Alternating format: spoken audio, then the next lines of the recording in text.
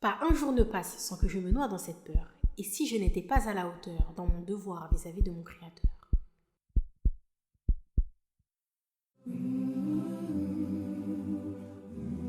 Assalamu alaikum wa rahmatullahi wa barakatuh. Que la paix, la miséricorde et les bénédictions d'Allah soient sur vous. Marhaba, bienvenue dans le podcast Opération Firdaus, le podcast pour la jeunesse musulmane qui sont à la recherche de l'excellence. Nous sommes deux sœurs en Allah et amies dans la vie de tous les jours. Notre objectif commun à travers ce podcast est d'inciter la communauté musulmane à la réflexion sur des sujets de notre quotidien, en se remettant tout simplement ou non en question pour arriver à la destination finale, le plus haut degré du paradis, le Firdaus. Que ce soit dans le domaine professionnel, familial, social, personnel ou spirituel, nous allons balayer tous les sujets en lien avec notre quotidien.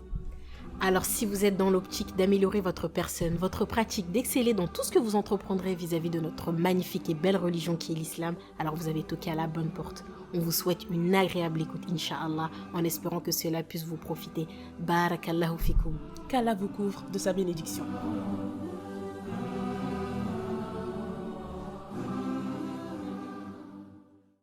Assalamu alaikum wa rahmatullah, la team OPF. On espère que vous allez toujours bien. De notre côté, ça va toujours super, alhamdoulilah. Super, on va bien. Cette fois, je vais parler avant que tu dises que merci, t'as réussi le test, c'est bien. Au moment où vous allez écouter l'épisode, l'Aïd sera déjà passé. Du coup, on vous souhaite une excellente fête. Qu'Allah accepte et agrée nos œuvres, nos efforts qui ont été fournis pendant les 10 premiers jours de ce mois sacré et nous accorde l'opportunité de faire un jour partie de ses invités au Hajj si ce n'est pas déjà fait. Vraiment, best invocation. Merci. Ah oui. Ça sort du cœur. Ouais, vraiment. Et du coup, à présent, bienvenue dans la seconde partie de l'épisode sur le voile. Et on espère que la première partie sur les témoignages vous a plu. On vous a en fait partagé une partie de notre histoire et ça nous a fait plaisir. Parce qu'avant de passer le cap et de nous voiler, on aurait aimé que des personnes puissent nous partager leurs histoires pour pouvoir nous identifier et sentir que l'on n'est pas seul, en tout cas, à passer ce cap. Et voilà, on espère que ça a été bénéfique, comme d'habitude. Et du coup, dans cet épisode, Inch'Allah, nous parlerons des versets qui mentionnent l'obligation du voile de la femme, de sa pudeur en passant par sa valeur. Et nous verrons également que les causes qui nous empêchent de nous voiler et comment y remédier. Et pour finir, on fera notre petit questionnement habituel. C'est ça, la petite routine. C'est ça, vas-y, bismillah, je te laisse commencer, Mariam. Ok, commençons par le commencement, comme on vous a dit, à savoir les versets qui parlent de l'obligation du voile. Et on va parler aussi du coup du moment de la révélation. Tout d'abord, en fait, il faut savoir que dans le Coran, on distingue deux types de sourates. Il y a sourates dites mécoises et il y a les sourates dites médinoises. Et la différence réside du coup dans le lieu de révélation, mais aussi du coup dans le public visé. Attention, principalement, ce n'est pas un cas général. Et car si vous ne le savez pas, du coup, les sourates révélées à la Mecque étaient à destination des Mécois polythéistes qui ne croyaient en rien, ni à l'unicité, ni la foi en Allah, unique, sans associé. Raison pour laquelle, du coup, elles ont la réputation d'être généralement, entre guillemets, plus dures, plus directes, etc. En résumé, ces sourates, elles parlent principalement du tawhid, de l'unicité. Et à côté, du coup, on a les sourates médinoises qui sont beaucoup plus douces et abordent principalement tout ce qui englobe ce tawhid, cette unicité. Car les Ansar, les habitants de Médine, étaient déjà croyants et donc évidemment, ils avaient l'islam dans le cœur. Et obéir aux autres lois d'Allah n'était pas du coup une tâche difficile pour eux. Ils croyaient déjà fermement en Allah. Et les versets du voile ont été révélés à Médine. On a d'abord un verset à la sourate 33, Al-Ahzab, les coalisés versets 59. يا أيها النبي قل لأزواجك وبناتك ونساء المؤمنين يدنين عليهن من جلابيبهن ذلك أدنى أن يعرفن فلا يؤذين وكان الله غفورا رحيما. Ô prophète, dis à tes épouses, à tes filles et aux femmes des croyants de ramener sur elles leur grand voile. Elles en seront plus vite reconnues et éviteront d'être offensées. Allah est pardonneur et miséricordieux. Et on a aussi un verset de la sourate 24, An-Nur, verset 31. وقل للمؤمنات يغضضن من أبصارهن ويحفظن فروجهن ولا يبدين زينتهن إلا ما ظهر منها وليضربن بخمرهن على جيوبهن ولا يبدين زينتهن إلا لبعولتهن أو آباء بعولتهن أو أبنائهن أو أبناء بعولتهن أو إخوانهن أو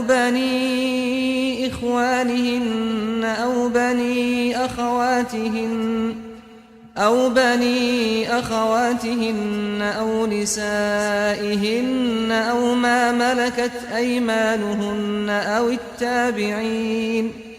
أو التابعين غير أولي الإربة من الرجال أو الطفل الذين لم يظهروا على عورات النساء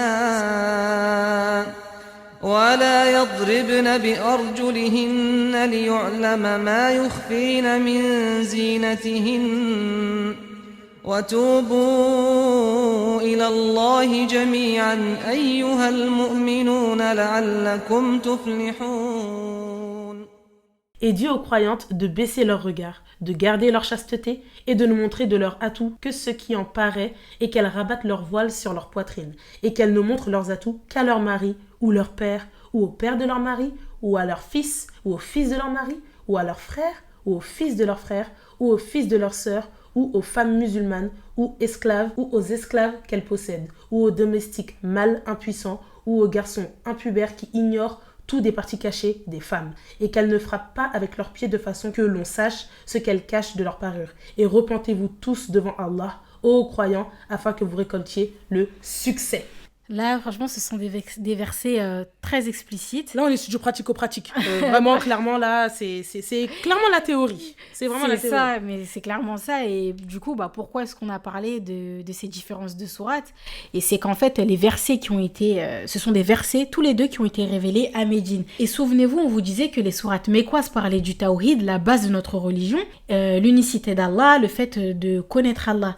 Et le prophète, sallallahu alayhi wa sallam, est resté 10 ans à la Mecque, que l'on peut traduire par 10 ans de tawhid, c'est-à-dire qu'Allah subhanahu wa ta'ala a d'abord ordonné à ses serviteurs de le connaître, de l'adorer, lui seul sans associé, qu'ils aient d'abord en fait cette paix intérieure, cette sérénité et cette pleine confiance en Allah. Et les versets du voile ont été révélés à Médine, à savoir plus de 10 ans après la révélation. Donc entre grosses guillemets encore, la priorité a d'abord été d'apprendre à connaître Allah, puis les injonctions divines portant l'obligation de se voiler, elles sont arrivées plus tard. Exactement. Et du coup, ça nous fait directement penser à nos témoignages. C'est qu'une fois, en fait, que l'on a appris notre religion, qu'on a appris à connaître Allah, qu'on a parfait notre prière, etc., que le voile est venu tout de suite dans notre esprit.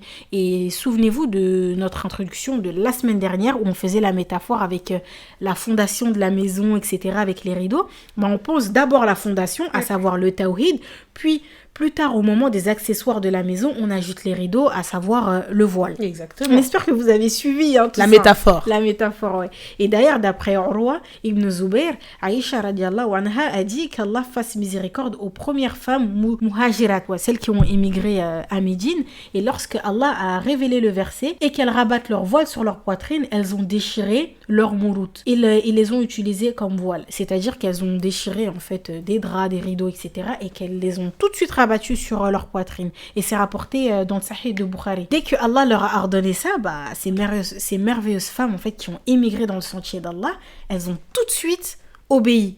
Qu'en est-il de nous? Eh bien, moi, par exemple, avant de me voiler, je me suis dit, bon, je vais d'abord refaire ma garde-robe, etc. et tout, avant de passer le cap. C'est dommage. Faudrait qu'on prenne exemple sur ces femmes-là. Exactement. Et puis, le tawhid était déjà bien installé en elles, et c'est pour ça qu'elles ont obéi directement. Et elles craignaient et elles adoraient leur Seigneur. Et on a un verset qui résume parfaitement ce hadith dans la sourate An-Nur, sourate 24, verset 51. إنما كان قول المؤمنين إذا دعوا إلى الله ورسوله ليحكم بينهم أن يقولوا سمعنا وأطعنا وأولئك هم المفلحون. La seule parole des croyants quand on les appelle vers Allah et son messager pour que celui-ci juge parmi eux et nous avons entendu et nous avons obéi. Et voilà ceux qui réussissent.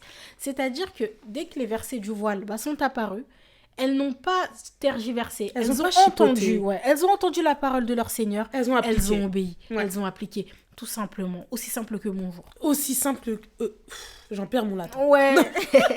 Non, mais vraiment. Et en plus, sachez qu'il y a énormément d'exégèses, des études en profondeur qui ont été faites sur les versets.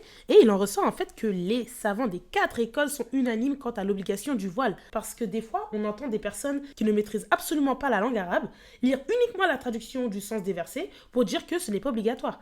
La langue arabe, il faut savoir qu'elle est extrêmement riche. Donc le tafsir des versets est très long. Chaque mot est détaillé. Et puis, on a aussi les textes de la sunna, etc. Enfin bref, c'est une obligation et on ne doit pas se poser 36 000 questions. Il faut qu'on fasse partie de ceux qui obéissent. Les savants d'il y a des siècles, à savoir les 4 écoles, ont déjà tranché en fait sur cette question qui fait encore malheureusement débat aujourd'hui. La femme doit se couvrir et c'est une obligation. Un point, un trait. Un trait, ouais. De toute façon, ouais, c'est clair, c'est expliqué. On n'a pas tergiversé, nous avons entendu, nous avons obéi, on obéit. On n'a pas voulu faire long vraiment sur cette partie parce que, comme on vous l'a dit, c'est de la théorie, c'est quelque chose où il n'y a pas débat, où il n'y a pas à réfléchir. Ouais. C'est comme les hypothèses. Boire de l'alcool, c'est interdit. C'est ça, c'est comme, voilà. Moi, j'aime bien ça. Ouais. Ouais. On peut s'arrêter là en tout cas pour cette partie. Comme on l'a dit en conclusion de la première partie, l'épisode s'adresse à toutes les femmes musulmanes, qu'elles soient voilées ou non. Tout le monde doit se reconnaître dans cet épisode. Il faut savoir que toutes les femmes doivent être préservées. En fait, on a tous la même valeur. Ce qui va nous distinguer, c'est que certaines vont se rendre compte de leur valeur, donc elles se voilent, se préservent, appliquent les conditions à tenir pour optimiser cette valeur auprès d'Allah. Et il y a certaines qui ne se rendent pas compte de cette valeur et elles n'en sont pas conscientes, font de cette valeur un but inverse et elles se minimisent du coup. Elles ne se voilent pas. À ces femmes-là, j'ai envie de vous dire, votre corps, votre beauté ne doit pas être exposée aux yeux de tous. Seuls à ceux qui le méritent de par leur statut. Certains membres de votre famille, c'est-à-dire grand-père, frère, oncle, neveu, etc. Et celui qui partagera votre vie, du coup, votre mari. Mais comment, en fait, savoir qu'on a de la valeur? En se renseignant, en connaissant ces modèles féminins comme Nusayba, Mariam, et qu'Allah les agrée, en apprenant la religion, en apprenant à connaître Allah, elles verront, en fait, à quel point la femme est précieuse et qu'elle doit être préservée. Et c'est marrant, en fait, entre guillemets, car ce n'est pas la venue de l'islam qui a initié la pudeur chez la femme. En fait, il suffit juste de voir chez les religions dites monothéistes propagées par Ibrahim alayhi salam, Moussa, Isa. Les femmes de ces religions étaient pudiques de base et se couvraient. Ouais. Et d'après Ibn Omar, radiallahu anhu, le prophète alayhi salam a dit: la pudeur et la foi sont liées ensemble. Si l'une des deux est enlevée, l'autre est enlevée. Et c'est rapporté par Al-Hakim et authentifié par Sheikh Al-Bani. Et donc on comprend par ce hadith que la foi et la pudeur sont liées. Et ça me rappelle nos témoignages. Plus on a appris la religion, nos modèles, plus notre foi a augmenté. Du coup, notre pudeur aussi. Et se couvrir est un élément en fait de la pudeur. Parce qu'il y a la pudeur dans le comportement, la façon de parler, la façon de s'habiller, etc. Exactement. C'est dans le comportement tout court. C'est censé faire partie de nous. Et au-delà du fait que le voile soit une obligation et qu'on doit se plier à cette injonction divine, le voile a plus qu'un effet positif en fait sur nous, et c'est tout à fait logique en fait quand on analyse en profondeur, car cela nous préserve de la tentation, de la débauche, de l'égarement. Et le voile en fait c'est un sentiment de bien-être inexplicable. Tu te sens en accord avec ce que ton Seigneur t'a dit. Le voile te préserve de tellement de choses, de beaucoup de péchés, et indirectement ça va te pousser à ne pas en commettre, car tu sais qu'en fait ce que tu vas faire sera rattaché à notre belle religion. Et qu'on en soit conscient ou non, en fait en tant que musulman, on a un devoir de transmettre la religion, et cela passe sans effort particulier par notre apparence et notre comportement. Ça te pousse même en fait à adopter le comportement de la femme musulmane qu'on a évoqué dans l'épisode dédié, l'épisode 9, à savoir sa relation avec son Seigneur, son entourage, les étrangers, etc. Et pour exemple, moi je sais que le voile est vraiment un bouclier pour moi-même, car je suis ma propre épreuve. En me regardant en fait et en sachant que mes actes peuvent venir entacher l'image de ma religion, nombreux sont les actes ou paroles que je ne fais pas, ou que je vais essayer de ne pas faire, etc. Ouais, excuse-moi, je te coupe, mais carrément, tu sais que pendant le Covid, j'étais quelqu'un, j'aimais pas le masque. Genre dans les transports et tout, ça me saoulait de porter le masque. Je le mettais toujours en bas. Mais comme je savais que je portais le voile, je voulais pas que les gens ils disent ouais, elle est musulmane, c'est les musulmans, c'est à cause de le Covid et tout. Bah, je m'efforçais à le porter. Exactement. C'est un petit truc tout bête, hein. Mais voilà. C'est comme un cadre qui est toujours présent et qui te rappelle que on fait pas ça, ou là tu vas dévier. C'est vraiment un cadre. Forcément, quand tu es voilé, tu représentes en quelque sorte l'islam. On se doit de beaucoup plus faire attention à ce que l'on fait. On va éviter de fréquenter certains endroits, voire ne plus du tout les fréquenter, car on sait en fait que l'islam est en totale contradiction avec certains lieux ou contextes. Et en Occident, par exemple, ça en choquerait plus d'un de voir une femme musulmane voilée dans une boîte de nuit. Et encore, plus on avance, moins ça va choquer, hein, tellement c'est la débandade.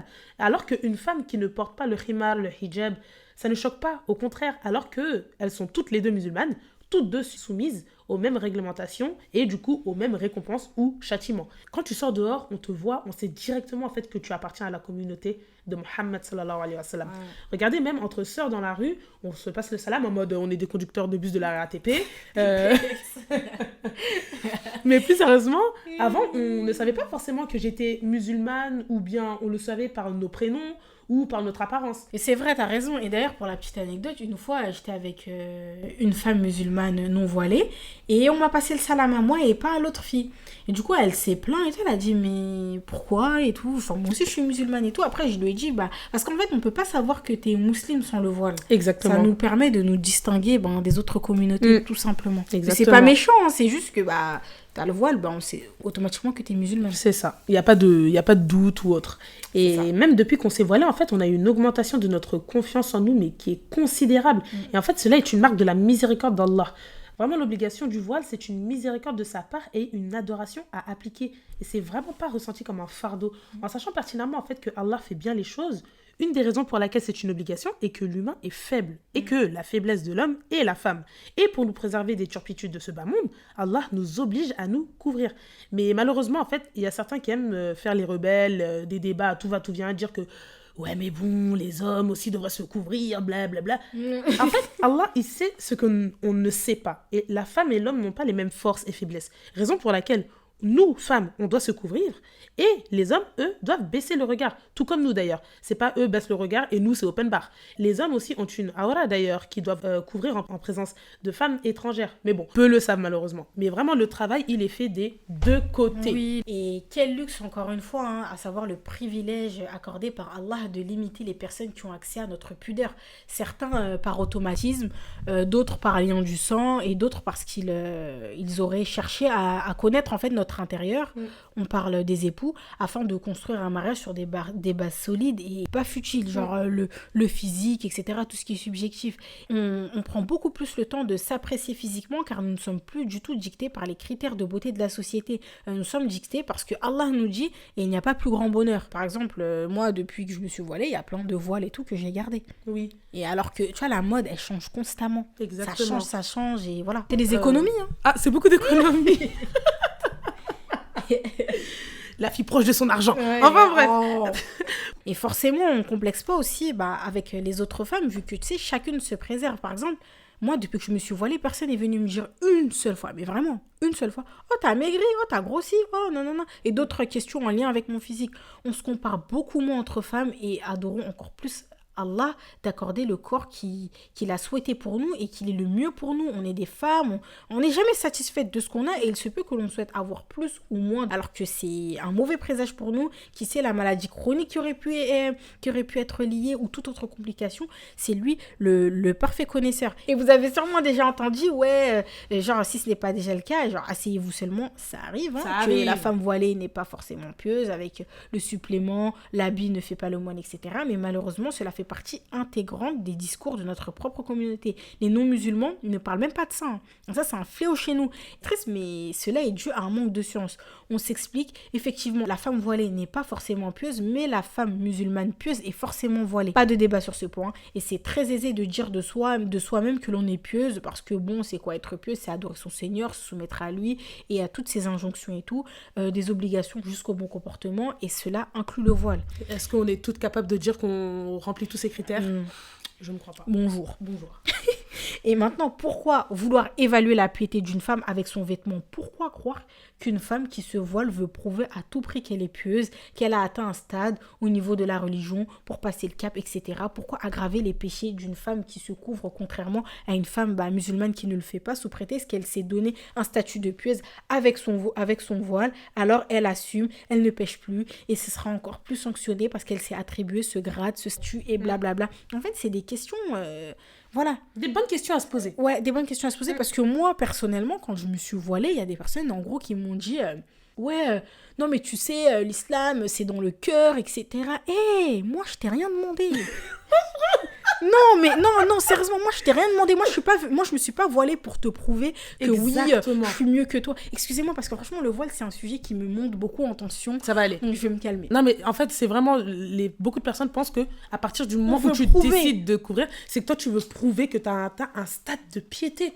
Genre, toi, t'es sur un piédestal par rapport à Allah, hein, même pas par rapport aux autres. Donc, moi, je suis quelqu'un et vous, non. Alors que pas du tout. C'est une bonne transition avec, malheureusement, la mauvaise représentation du voile et les causes qui nous empêchent de nous voiler. On va voir comment y remédier. Hein. En général, ce sont toujours les mêmes causes qui reviennent, à savoir le travail et l'école.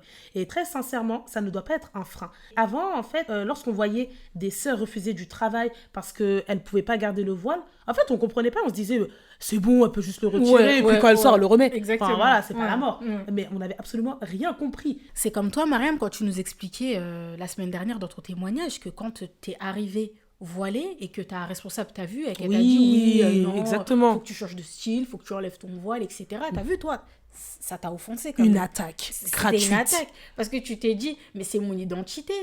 Je viens vraiment comme je suis, tu sais, comme McDo quand ils disent venez comme vous êtes. Non, mais c'est vrai, ça fait partie de toi. C'est comme si demain, moi, regardez, moi je suis une binoclarde, moi je porte des lunettes. On me dit oui, enlève tes lunettes. Bah non, mais oui. Mais moi, je vais faire quoi sans mes lunettes? Je peux pas. Mais c'est vraiment vrai en fait. Mais tout ça pour dire en fait, il faut placer sa confiance en Allah. C'est Allah qui est le seul détenteur du fameux risque, vraiment la subsistance. Et réfléchissons 2 secondes en fait. On retire nos voiles ou ne le mettons pas tout court par peur de perdre des postes professionnels, d'être freiné dans nos carrières, des études, etc. Alors que de 1, c'est Allah qui t'a accordé ce bienfait, à savoir de travailler, étudier, et encore plus dans quelque chose que t'aimes en plus.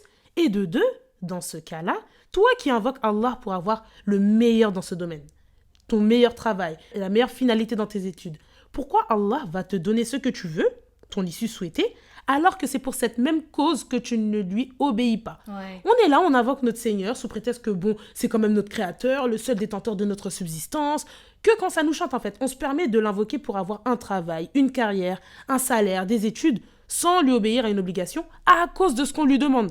En fait, c'est vraiment très paradoxal. C'est très paradoxal. Paradoxal. Et je crois que vraiment, c'est ma meilleure réflexion et celle qui m'a confortée dans mon choix. En plus de cela, après réflexion, il était inconcevable pour moi de prendre énormément de péché à chaque regard posé sur moi, en ne faisant tout simplement rien. Juste en sortant de chez moi, quoi. Je me suis dit, attends. Déjà que j'ai mon lot de péché, je ne vais tout de même pas me rajouter cela au compteur, gratuit, sans effort. En fait, je me suis dit là, c'est plus possible. J'ai atteint l'âge de la conscience, ça fait un moment déjà, alhamdulillah. Allah n'a pas repris mon âme avant cela. Je ne sais pas si demain je serai en vie. C'est soit j'agis, soit ça m'est risqué péril. Exact. Voilà. Donc vraiment, il faut aussi qu'on parle du voile dans notre communauté. Vraiment, les femmes voilées souffrent, entre guillemets. Les musulmans sont les premiers à tirer sur les femmes qui se couvrent. Hommes comme femmes, ils les critiquent, les rabaissent sur leur manière de porter le voile, sur leur décision d'obéir à Allah en vue de soi-disant leur passif, leur statut ou toute autre cause débile en fait. Ouais. Notre propre communauté ne comprend pas le but du voile. Alors aller chercher un soutien là-bas, c'est pas si facile que ça. Ouais. Et oui, je parle clairement des musulmans sur Twitter, Instagram et compagnie. Hein, voilà. Je le dis, voilà, c'est comme ça c'est dit. Maintenant c'est dit. Et au-delà même de la communauté en elle-même, observons notre entourage et leur rapport avec le voile, hommes comme femmes, leur compréhension de cette obligation. Et c'est dommage en fait parce qu'il n'y a pas forcément besoin d'arriver à ce stade. C'est une obligation comme la zakat, comme la prière, le bon comportement. Et pourtant, on va pas aller faire un grand débat à savoir, tu penses quoi de l'obligation de donner aux pauvres? Non mais ouais, c'est vrai. Mais c'est insensé. C'est comme l'interdiction de manger du porc. C'est écrit et pourtant on l'applique. Mais oui. Le voile, c'est pareil. Et on débat pas dessus. Et même notre entourage, dont la famille et les amis peuvent eux aussi avoir malheureusement des réticences quant à cette obligation, soit pour des causes de cette génération, comme cité ci-dessus, le passé, se donner un statut de femme pieuse. Ce qu'on disait et c'est ça, ils peuvent même avoir peur que la personne va changer du tout au tout. Ou encore parce que pour eux, le voile, c'est que quand on a un âge avancé, qu'on a atteint de la sagesse, donc on n'a plus rien à perdre, quoi. Ou bien qu'on a fait le hajj, ou que c'est le vêtement qui est attribué aux Arabes, que la prochaine étape, c'est soit aller vivre en Égypte ou fuir en Syrie pour se marier avec un terroriste. Enfin, c'est vraiment réel. Alors que c'est dans notre propre communauté. C'est dans notre propre communauté. C'est pour ça qu'on n'a même pas commencé par parler de ce qui se dit à la télé, etc. Déjà, parlons de chez nous. Comme on dit, il faut balayer d'abord devant sa porte Exactement. avant d'aller chez celle du voisin. Ouais, exactement. Commençons par nous. Ouais. Et malheureusement, beaucoup de sœurs ne veulent pas porter le voile à cause de cette pression faite au sein de notre propre communauté. Malgré que ces personnes nous tiennent à cœur, qu'on les aime et prennent conseil chez eux. Et il est de notre devoir, pas droit, hein, mais notre devoir de nous renseigner sur notre religion et de différencier le vrai du faux. Ce ne sera pas un bouclier pour nous quand Allah va nous interroger sur l'application ou non de cette obligation. Point de désobéissance au Créateur en obéissance aux créatures. Exactement. Et il y a le regard des autres, les critiques, etc. Tu sais, la voisine, les gens dehors, les collègues et tout. On a peur d'y faire face. Mais en vrai, chacun sa tombe. On a peur d'être jugé, d'être prise pour extrémiste. Au bout d'un moment, on vit pour Allah. On veut être digne d'être son serviteur, d'accéder au paradis pour voir sa face et non pas pour satisfaire la voisine du deuxième étage. Clairement. On n'est pas là pour ça. Et il est donc évident que l'on fasse tout cela, qu'on ne doit pas se couvrir par coutume, habitude ou culture, mais par amour envers Allah et crainte envers lui de sa dureté et châtiment si on ne lui obéit pas. Et d'ailleurs, encore une fois, petite anecdote, une sœur un jour qui expliquait un petit peu son témoignage, son cheminement vers le voile, et qui disait que elle n'est vraiment pas heureuse dans son voile. Elle le porte vraiment parce que c'est une obligation, mais qu'elle n'est pas heureuse du tout avec cet habit-là. Et franchement, je lui parlais et tout, mais moi, ça me faisait vraiment de la peine. Carrément, je me disais, mais je pense qu'elle n'a pas vraiment compris le réel but du voile. Peut-être qu'elle connaît pas vraiment Allah, elle connaît pas la base de notre religion, vraiment la fondation, et que c'est pour ça qu'elle pense comme ça. Et c'est pour ça que tout au début, on vous a parlé des sourates médinoises et mécoises, pour vraiment insister sur le fait d'apprendre la religion, apprendre à connaître Allah, et que le voile, vraiment, après, ça va couler de source. Vous allez aimer le porter et ça ne va pas être un fardeau. Et moi, j'ai trouvé ça dommage que pour elle, que ce soit un fardeau. Et je me suis dit qu'il faut qu'elle se renseigne sur les femmes de l'islam, les modèles et tout. Et je suis sûre qu'elle va aimer. Elle va finalement aimer ce qu'elle porte. Exactement. Vraiment. Et du coup, des fois, on nous fait des rappels on doit nous faire des rappels, parce que nous sommes musulmanes et non pas parce que nous sommes voilée. Genre, t'es voilée, t'écoutes de la musique. Non, on doit pas s'arrêter au voile. On doit s'arrêter au fait qu'on soit musulmane. Tu me fais un rappel, tu me dis, t'es voilée, tu devrais pas faire ça, tu devrais pas te faire remarquer dans la rue, blablabla. Moi, tu me dis ça, moi, je te réponds pas. Hein. Moi, je te réponds pas. Parce qu'en fait, si tu me dis, t'es musulmane, tu devrais te comporter comme ça, là, je prendrai ton rappel en considération. Mais ne viens pas me dire, oui, t'es voilée, t'es non voilée. Franchement, c'est un sujet, vraiment, je me contiens. Ça va vraiment, aller. ça m'énerve, pour de vrai. Et là, en fait, on fait face à un gros problème, encore une fois, dans notre communauté, c'est de différencier les péchés de celles qui se couvrent et de celles qui ne se couvrent pas. On en a parlé brièvement plus tôt avec l'exemple de la femme musulmane qui se couvre, qui va en boîte, susceptible d'être plus lynchée que la femme musulmane, du coup, qui ne se couvre pas. Exactement. Et même, là, on vous dit ça, le but de préciser cela, c'est pas de faire une séparation. Au contraire, en fait, les péchés sont les mêmes, les gravités sont les mêmes. C'est inconcevable de faire un comparatif de péchés, déjà, en plus de maximiser ou de minimiser d'un côté ou de l'autre. Donc vraiment, si vous êtes ce genre de personne ou que vous pensez de la même manière, voyez-vous, on ne veut pas paraître dur ou sans pincette, mais ce sont vraiment des comportements à bannir et qui ne sont pas dignes d'un musulman. Vraiment, il faut qu'on revoie nos rapports et nos connaissances avec le voile ou toute autre obligation d'ailleurs et aspect de la religion que vous traitez de la même manière. Invoquez Allah si c'est quelque chose qui est vraiment difficile pour vous et que c'est un combat et allez apprendre plus en profondeur notre Seigneur. Inch'Allah, le changement, c'est maintenant. Et en parallèle, il faut que l'on soit vraiment honnête entre nous et objectif. L'impact d'un péché fait par une femme qui se couvre va avoir plus de répercussions sur l'image de notre religion, notre communauté, jusqu'à normaliser cela indirectement. En fait, ça motive et réconforte certaines femmes à commettre ces mêmes péchés. Et c'est un big fléau. En tant que femme qui ressemble physiquement à une musulmane, on a une part de responsabilité dans la pratique d'un péché en public. Si aucune femme qui se couvre fréquentait des endroits non fréquentables, croyez-nous qu'une femme qui souhaiterait s'y rendre aurait honte d'y aller et même d'y avoir pensé, au même titre qu'un acte à ne pas faire, des paroles à ne pas dire, etc. Donc on vous disait que les péchés sont les mêmes, les gravités sont les mêmes, mais c'est auprès d'Allah, auprès de la communauté et des répercussions. En fait, nous ne sommes pas une secte, on n'est pas une catégorie de personnes. Je suis musulmane avant d'être voilée. Une fois des personnes et tout, organiser une soirée, mix, etc., musique, enfin bref, je vous épargne les détails. Vous l'aurez compris. Hein. Et après, j'ai dit que je ne venais pas. Après, on m'a dit, oui, toi, t'es voilée, c'est vrai. Et là, en fait, moi, ça m'a trop énervé. En fait, je me suis dit, mais non, c'est pas parce que je suis voilée que je n'y vais pas, c'est parce que je suis musulmane, tout simplement. Et qu'une musulmane ne fréquente pas ce genre d'endroit.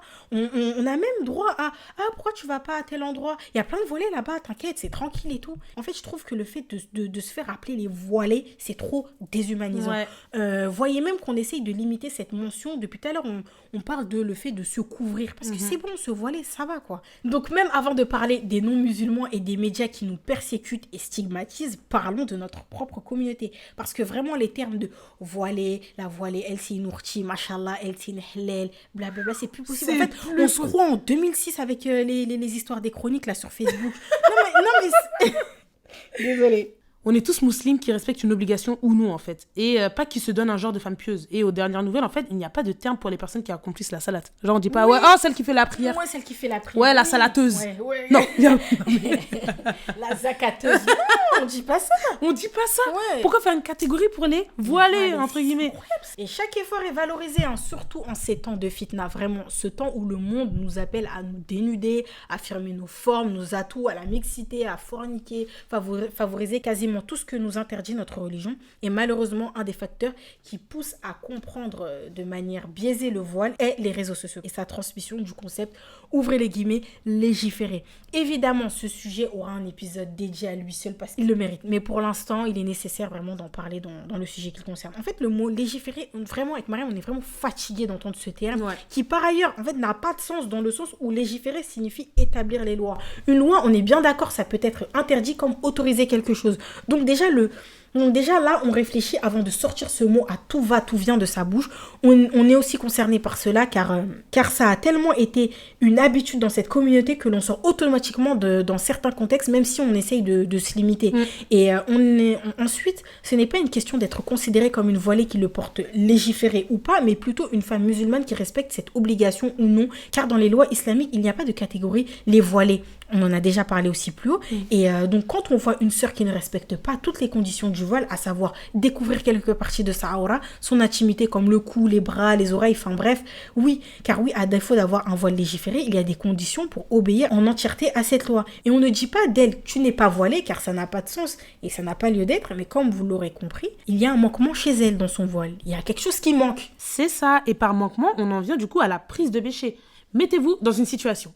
Si une sœur porte un djilbab français, oui, on précise car on a des personnes qui considèrent que le djilbab est le seul vêtement légiféré ou le plus légiféré qui représente le degré de foi de la sœur, alors que, comme vous l'avez entendu, c'est l'Occident qui a instauré ce type de vêtements. Allez dans le Golfe arabe ou en Afrique, par exemple, vous voyez s'il y a des sœurs en djilbab. Et si donc, oui ou non, elles ont un voile légiféré, comme on dit. Vraiment sans commentaire et fermeture de la parenthèse. Donc, si une sœur porte un djilbab, qui la couvre de la tête aux pieds, excepté ses mains et son visage, et qu'elle porte du parfum, par exemple, elle porte le voile légiféré, masha'Allah, c'est bien, quelle femme pieuse.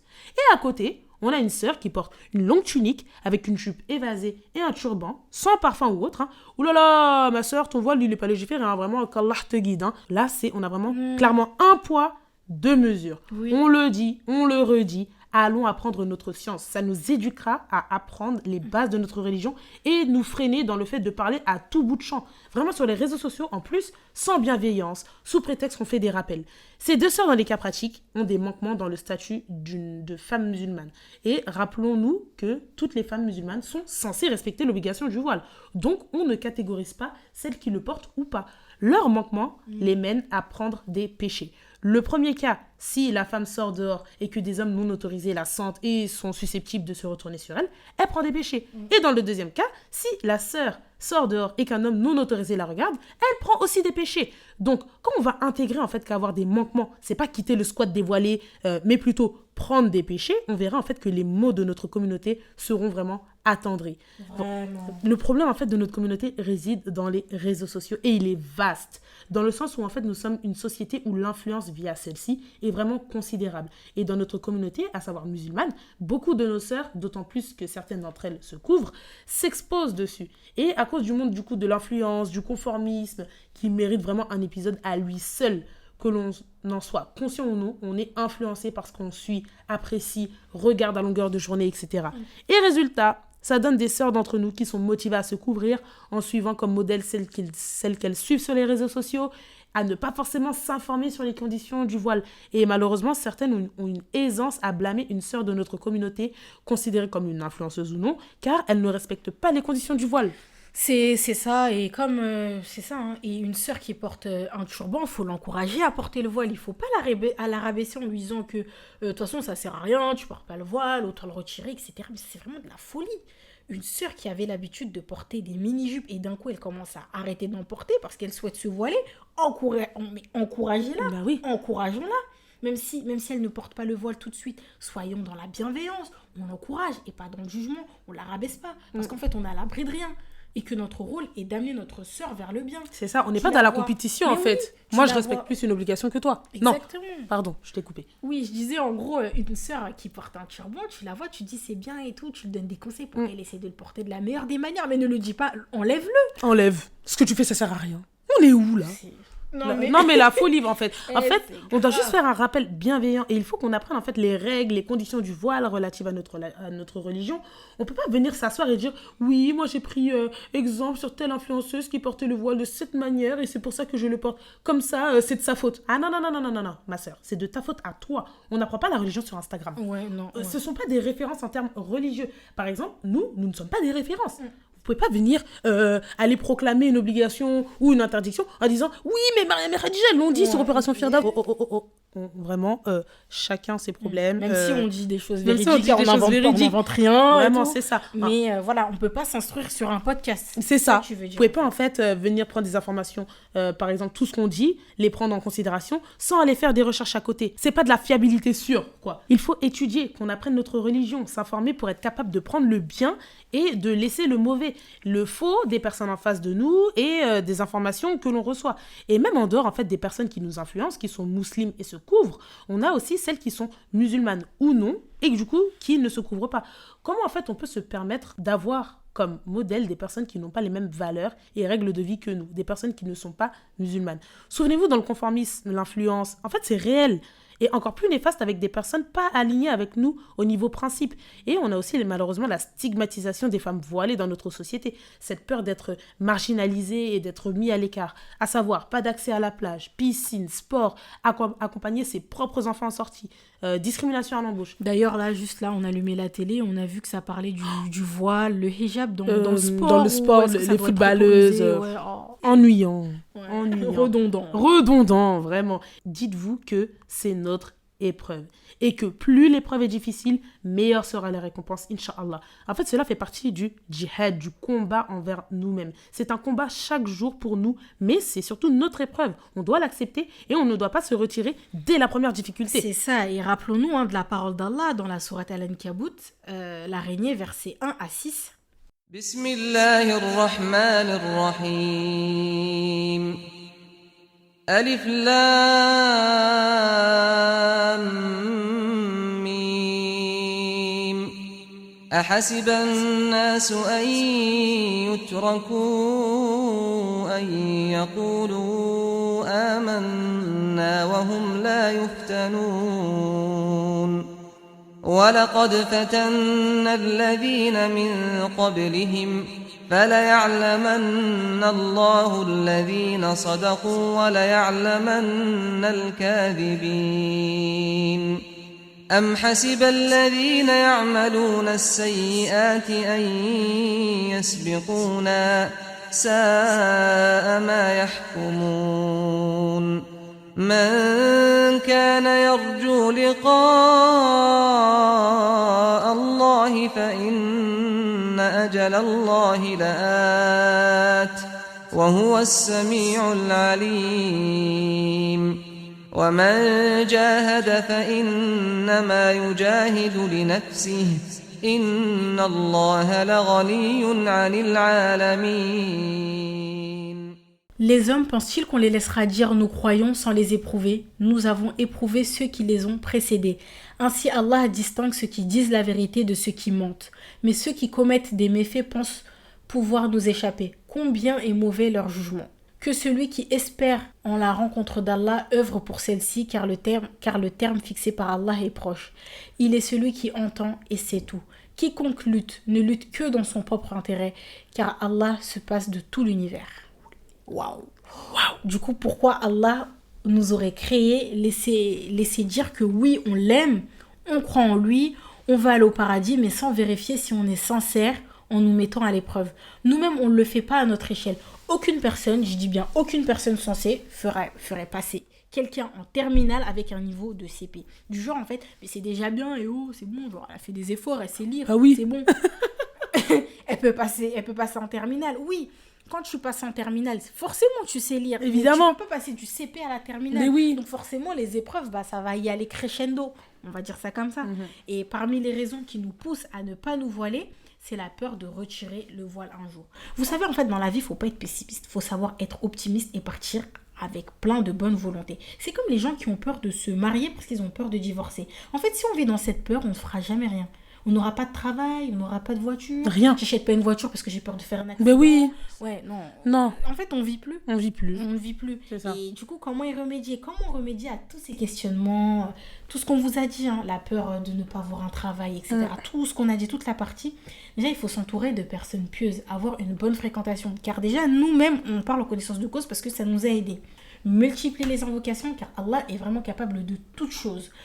Là, aujourd'hui, on enregistre, c'est le jour de Arafat, mais c'est un jour où les invocations sont exaucées. Enfin bref, j'ai dit ça comme si vous allez... C'est vrai. J'ai oublié, pardon. On espère en tout cas que vous allez prendre l'initiative. Ouais, voilà. Vraiment, on espère que vous allez prendre l'initiative, mais en tout cas, Allah, il exauce les invocations. Invoquer. Nous aussi, on l'a fait quand on voulait se voiler, on a invoqué. Allah nous a facilité. Et surtout, rechercher la science, le fait de s'instruire. Vraiment, le fait de s'instruire, c'est la base. Comme on vous l'a dit, la fondation, le tawhid, connaître Allah. Tout ça, c'est la base pour pouvoir y arriver. Et d'après Abu Qatada, radiallahu anhu, il a dit, nous sommes allés voir un homme parmi les gens de la compagnie. Il a dit, le prophète alayhi salam a pris ma main et il a commencé à m'enseigner des choses qu'Allah lui a enseignées. Parmi les choses que j'ai retenues de lui, il y a le fait qu'il a dit, certes, tu ne délaisseras pas une chose par taqwa, par piété envers Allah, sans qu'il te remplace par quelque chose de meilleur. Et c'est rapporté par Ahmed. Et la taqwa est le fait que la personne mette entre elle et le châtiment d'Allah une protection en pratiquant ce qu'il a ordonné et en s'écartant de ce qu'il a interdit. Et ici, le sens est donc que la personne délaisse quelque chose afin de ne pas tomber dans ce que Allah a interdit. Et du coup, moi, ce hadith, il m'a fait penser au moment où je voulais me voiler et que je n'arrivais pas à me détacher de tout ce qui était extension de cheveux, etc. Et je me suis souvenue de ce hadith. Je me suis dit, je sais que si je délaisse cette chose-là pour Allah, Allah, il me remplacera par quelque chose de meilleur. Et du coup, je me suis voilée et Allah, je sais qu'il va remplacer par quelque chose de meilleur parce que dans tout plein de choses et même dans la sérénité là que j'ai en moi, alhamdoulilah. Ouais, exactement. Et même si par exemple vous avez décidé de ne plus obéir à Allah quant à l'obligation du voile, rétrospection oblige. Revoyez l'état de votre relation avec Allah, à savoir la prière quotidienne, à l'heure, vos invocations, les mentions d'Allah dans tout ce que vous entreprenez, ne serait-ce que s'asseoir. Vraiment, l'aumône envers les personnes dans la difficulté, et surtout si vous avez compris en fait le but de cette injonction, vraiment, si vous avez compris pourquoi vous vous couvrez, pourquoi vous l'avez retiré, est-ce que vous pensez que les raisons qui vous ont poussé à le retirer sont l'essence de votre vie comparée à Allah? Est-ce que Allah va favoriser ces raisons et vous pousser dedans alors que vous lui avez désobéi? Ne serait-ce pas minimiser la puissance d'Allah? Vraiment, posez-vous les questions seulement afin de vous analyser et de comprendre. Et au-delà du fait de ne plus respecter cette obligation, on voit que même avant d'obéir à Allah, quant à l'obligation du voile, les raisons pour lesquelles on ne voulait pas lui obéir sont bidons, vraiment. Entre le regard des gens, notre passé pas très digne d'une musulmane, la chaleur, le travail, les vacances, les événements type mariage ou autres, nos relations hors mariage, rencontrer l'homme de notre vie sans exposer nos atouts, ne pas montrer nos atouts, tout court d'ailleurs. Vraiment, la liste, elle est longue, mais toutes ces excuses bidons, encore une fois, sont-elles comparables au fait que c'est Allah déjà qui a décidé que l'on vive, que l'on soit musulman, que l'on ait tous ses biens et bienfaits, et qu'il est le détenteur de notre subsistance, notre risque. Je pense qu'on ne se rend vraiment pas compte. Sinon, depuis belle lurette, on aurait obéi à Allah. C'est clair, vraiment. Et du coup, on finit cette partie sur comment y remédier. Toutes les causes en fait, qui nous ont empêchés à nous voiler. La liste a été longue. Je pense que c'est déjà la plus grosse partie de l'épisode. Oui.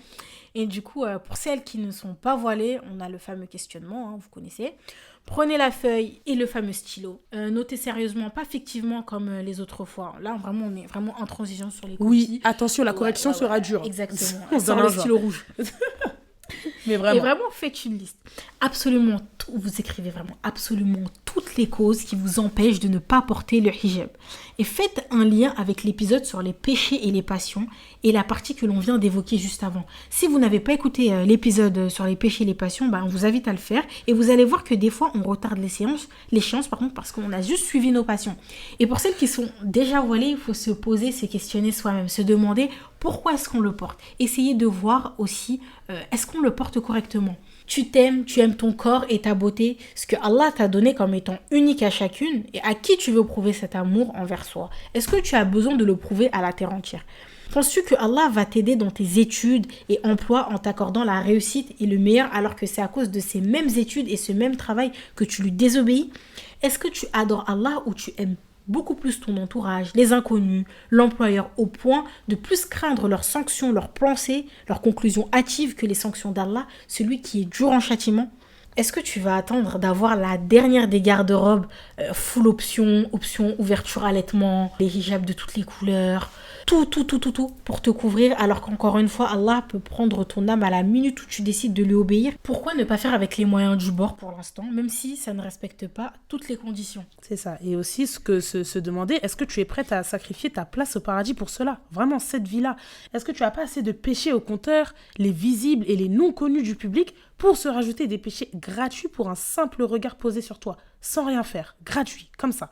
Tu es sûr de posséder vraiment la même marge de péché qu'un nouveau-né? Très bonne question. Est-ce que tu penses connaître ta date limite de vie pour choisir le moment propice ou obéir à Allah et te couvrir? Est-ce que tu peux vraiment gérer cela, ton horloge de vie? Impossible. Est-ce qu'après tout ce que Allah nous a octroyé ici-bas, comme la vie, l'islam, une famille, la santé et autres, tu ne voudrais pas lui prouver qu'il est le seul digne d'être adoré par toi en lui obéissant à cette loi, pas si facile à appliquer en ces temps de discorde, de fitna? Est-ce que tu peux vraiment arrêter de couvrir tes cheveux avec un turban sous prétexte que ce n'est pas un voile? Et du coup, prendre plus de péchés et désobéir? Est-ce que tu es prête à continuer à t'instruire sur les réseaux et à rendre des comptes à Allah sur ta manière de pratiquer l'islam qui n'est pas conforme, alors que ces mêmes réseaux et personnes se désavoueront de toi? Dernière question, en fait, quel est notre but sur Terre? Question très simple, mais qui nous remet en question. Ouais, quel est notre but sur Terre? Quel est notre but sur Terre? C'est pour répondre à ce qu'Allah nous a dit ou le reste? Ou profiter de cette vie éphémère. Exactement. C'est ça. Pour conclure cet épisode, on comprend que la question du voile est complexe et très délicate, surtout en France, alors que c'est aussi simple comme bonjour, comme les autres obligations normalement. Et on pourrait se poser cette question. Si demain, moi, j'ai des filles, comment vais-je aborder le sujet du voile? Je pense que je leur expliquerai que le voile est une obligation, que je ne vais pas les forcer à le porter, j'aimerais que ça vienne d'elles-mêmes. Je ferai tout pour les faire grandir avec comme modèle les femmes de l'islam qu'elles connaissent, qu'elles connaissent Allah, etc., pour qu'elles le craignent et qu'elles sachent qu'on doit lui obéir, et en multipliant les invocations en leur faveur. Et je pense que tôt ou tard, Inch'Allah, elles le porteront. Ou même, tout simplement, si demain une sœur qui vient d'embrasser l'islam vient me demander la chose la plus importante qu'elle doit adopter là tout de suite urgent, est-ce que c'est le voile que j'aborderai en premier après tout ce qu'on a dit là tout à l'heure? Est-ce qu'on leur conseillerait de renier leurs parents pour qu'ils acceptent le voile ou autre obligation? En fait, moi, je le conseillerais vraiment d'être dans la douceur, la compréhension, s'adapter en faisant des efforts conséquents pour Allah. Et c'est là, en fait, vraiment qu'on dit que la religion, c'est dans le cœur. Parce que la personne, elle aura vraiment fait les causes. Exactement. Et malheureusement, beaucoup de sœurs attendent d'être parfaites, entre guillemets, pour le porter, alors que c'est justement ce voile qui va te préserver et t'aider à arrêter de commettre certains péchés. Principale chose à retenir est que lorsqu'on choisit Allah pour toute décision de notre vie, on sera toujours gagnant. Zéro débat, c'est factuel, toujours. Et cela, tôt ou tard, ici-bas et dans l'au-delà. D'ailleurs, vous vous en souvenez de l'épisode sur l'Aïd quand on disait Ibrahim alayhi salam a toujours choisi Allah, comme tous les prophètes, et ils en sont toujours ressortis gagnants, et ce sont eux nos modèles. Donc voilà. Exactement. Et comme on vous l'a dit dans l'épisode, le voile vraiment peut être un risque, une subsistance. Tu ne le mets pas pour une raison, alors que ça peut être le voile qui t'accordera le meilleur pour toi de ce que tu désires. Il n'y a pas de déclic forcément à attendre. Le déclic est à partir du moment où l'on apprend que c'est une obligation. Et comme on est censé aimer notre Seigneur, lui obéir et le craindre, c'est censé s'enchaîner. Encore une fois, censé. Et comme on l'a dit aussi, votre passé ne définit pas votre port du voile ou non. C'est soit on aime et on craint Allah, soit l'inverse. Et c'est après que l'on s'est rendu compte que si en fait on n'a pas obéi à cette loi plus tôt, c'est parce qu'en fait on n'avait pas compris pourquoi il fallait le porter. Le but de cela. qu'on ne se renseignait pas sur cette obligation et par ailleurs sur Allah. Ça ne nous dérangeait pas de nous couvrir pour prier et revenir à nos vêtements bancals juste après. Pour la petite anecdote, souvenez-vous, dans l'épisode des fréquentations, quand on vous racontait comment notre amitié est née avec les périples, etc., qu'une fois nous sommes partis à une conférence et qu'au moment de prier, on cherchait de manière stupide vraiment des vêtements pour prier. Et cela, en fait, a été une très grande cause de réflexion. Genre, on est musulmane que lorsqu'on prie. Et avant et après cela, on redevient musulmane par culture. Non, c'est plus possible. On vous invite à écouter aussi l'épisode de Zainab de Coran de ton cœur qui aborde le voile avec toujours philosophie, douceur et profondeur et surtout avec le regard du Coran. Dernier conseil, si vraiment vous savez que le voile est obligatoire, que vous ne voulez pas attendre la mort pour qu'il soit votre premier et dernier vêtement, sautez le pas et remerciez directement Allah par la suite en invoquant pour qu'il en fasse un point de départ pour la future grande musulmane pieuse que vous aspirez à être, sans prêter attention au regard des autres et au fait que c'est ridicule que vous avez passé quasi toute votre vie sans, car heureusement pour nous, c'est chacun sa tombe. En tout cas, n'hésitez pas à revenir vers nous pour donner votre avis sur cet épisode, les précédents, à écouter les épisodes que l'on vous donne en référence dans celui-ci, à venir aussi vers nous en message privé pour partager vos expériences, vos freins, vos difficultés, etc. C'est clair parce que nous, on aime parler, on est disponible. Si vous sentez que vous avez besoin de parler à des inconnus, entre guillemets, de confiance, bismillah, on est là. Pas, hein. Si on a pu paraître dur à certains moments de l'épisode et tout, bah vraiment, on vous présente nos excuses si on vous a offensé, si une parole vous a touché positivement, sachez que cela provient d'Allah et que nous sommes uniquement des causes. On veut simplement transmettre des vérités, des réalités surtout par lesquelles nous sommes nous-mêmes passés et nous sommes vraiment tous dans le même bateau qui traverse l'océan long et rugueux jusqu'au Firdaus. Et en tout cas, on implore Allah subhanahu wa ta'ala par ses noms les plus beaux et attributs les plus parfaits de faciliter à toutes les sœurs qui souhaitent de se voiler le chemin vers le hijab. Vraiment, dites Amin les sœurs. Amin. Qu'Allah facilite à toutes les sœurs voilées de nous préserver, de le retirer un jour. On implore également Allah qui nous facilite à le porter correctement en ces périodes estivales. On sait que c'est pas facile avec la chaleur. Qu'Allah nous facilite le chemin vers la pudeur, que ce soit dans le comportement, dans notre façon de parler, dans notre manière de nous habiller. Qu'Allah subhanahu wa ta'ala pardonne à tous nos défunts. Ne les oublions pas dans nos prières. Vraiment, pensons à eux. Qu'Allah nous accorde le paradis Firdaus comme repos éternel. Qu'Allah azza wa jal étende ses prières et ses salutations sur notre bien-aimé prophète Mohammed alayhi salatu wassalam, sur sa famille ainsi que ses compagnons. Radiallahu anhum. Amin. Assalamu alaikum wa rahmatullahi wa barakatuh.